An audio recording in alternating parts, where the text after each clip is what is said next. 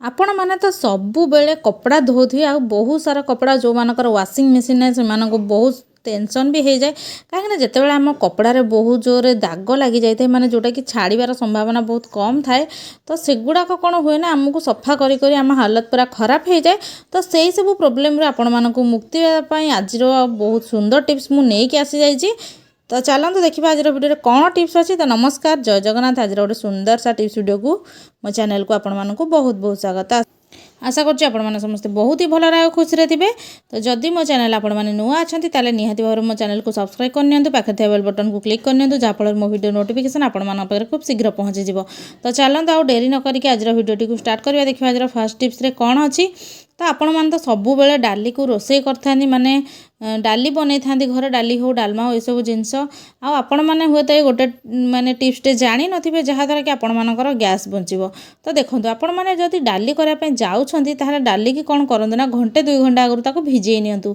माने डालीटा आपण मानकर 100% जदि कुक होतला प्रेसर रे एमती 30 आ 40% एथिरे हेजिबो माने डालटा मोर फुली जिवो जदि आपण मानकर 3टा सीटी होतला एटा निहाती 2टा सीटी आपण मानकर डालटा आराम से हेजिबो आपण मानकर गैस बंचिबो एमती छोट छोट टिप्स गुडा यूज कले आमर बहुत सारा पैसा बंचिबो जानत अजाणत रे तो आपण माने टिके ध्यानर सहित वीडियो को देखिबे आ निज काम रे लगेकिना जदि सैटिस्फाइड हेले आपण मानकर काम देला टिप्सटा मते कमेंट सेक्शन रे लिखि जल्दी जल्दी जणाई दियंतु तो चलतु जी आज नेक्स्ट टिप्स जोटा कि डाली उपर अच्छी तो डाली तो समस्त घरे रही थाए डाली हो कि अलग प्रकार जिनस भी हो कहीं बेले बेले कौन हुए ना ये डब्बार ढक्कन गुड़ाक आमर हजि जाए आम ठीक टाइम रे पाई न था कि छोट पिला माने एपट सेपट पकई दे था तो से आपण मानक गोटे बहुत सुंदर टिप्स कहबी जदि आपण मानक ठीक टाइम रे यार ढक्कनटा मिलूनी ताहले आपण माने ए टिप्सटा को अप्लाई करिकिना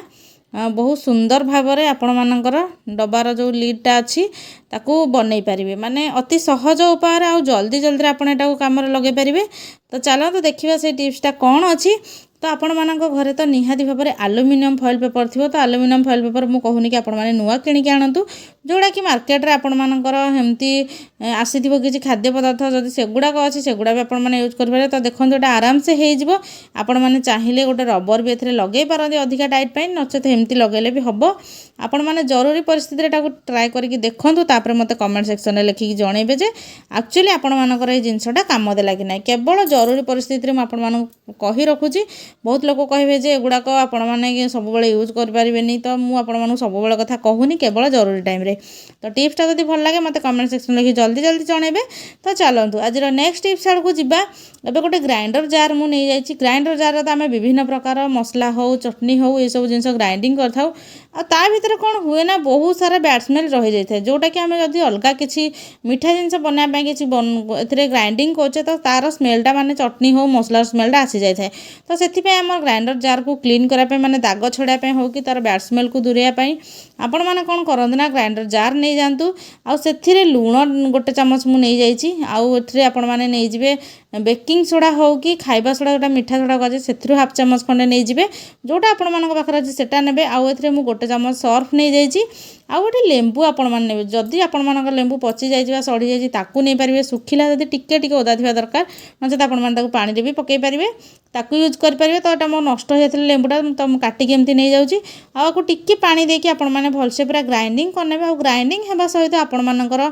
ब्लेडर शार्पनेस बढ़िया सहित आपण मानकर ग्राइंडर जारटा पूरा क्लीन हो जोटा कि आपण मैंने केबे भाभी नथिबे जे मो ग्राइंडर जारटा एते असना थिला एते परिष्कार केमती हैला तो चलते एबे ग्राइंडिंग करनवा तापर म आपण मानकु देखौची तो ये 4टा जिनस को लेकिन आपण मैंने आग ग्राइंडिंग करने तापर टिके ग्राइंडिंग हो सारापर मुझे पानी देदेली हल्का पानी दे सारापर एमती पूरा माने पेस्ट तार हो जाए गोटे जगह को मुझे ढाली दूसरी आउ ग्राइंडर जारटा को मोर क्लीन करके आपण मानक देखई नौ आउ ये जोटा मुझे ग्राइंडिंग कली से आपण मानक फोपाड़ार ना से आउ गोटे कम हम जोटा कि मुझे आम केमती ग्राइंडर जार साहाय्य आम कपड़ा को सफा करवा से आपण मैंने आग को देखिए ग्राइंडर जार एबे देखंतु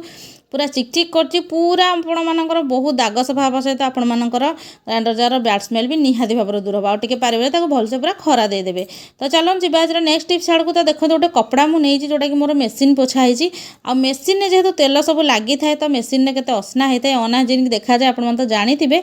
तो मेसीन टाक जेहेतु मुझे क्लीन करछि तो से जिते भी सब धूली सब लगी तेल लगी मेसीन जेहेतु तेल दि जाए तो सेगुड़ा पूरा चिपकिना अच्छे और सेगुड़ा ब्रश मारी मारी जमा भी छाड़ी न थाए। तो से जो पेस्टा मुझे बनइली मोर ग्राइंडर जार क्लीन करने से पेस्ट जब आपने अधिक कपड़ा देवे ताहले आउ सर्फ देदेवे नचेत से पानी में टे पानी मिसई एमती पूरा मक्सी देला आराम से छाड़ी जाऊँगी दाग जमा भी रहुनी जिते तेल दाग हो आपर किचेन टावल हो सबुड़ा क्लीन हो। तो ये मुझे धोईकी सुखैकी आपको देखा